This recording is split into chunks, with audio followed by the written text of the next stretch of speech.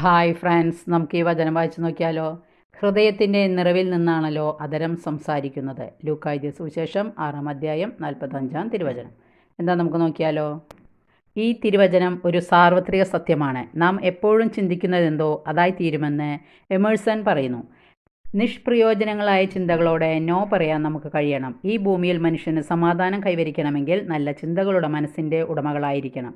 വിശുദ്ധ പൗലോസ്ലീഹ വളരെ കൃത്യമായി എഴുതിയിരിക്കുന്നു, നിങ്ങൾ മനസ്സിൻ്റെ നവീകരണം വഴി രൂപാന്തരപ്പെടുവിൻ.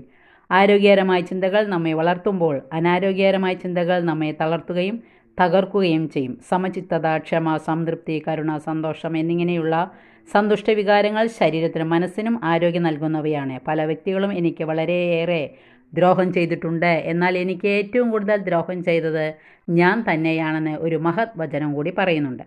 നമുക്ക് നല്ല ചിന്തകളുടെ മനസ്സിൻ്റെ ഉടമകളായിട്ട് തീരാം. Okay, thank you, by.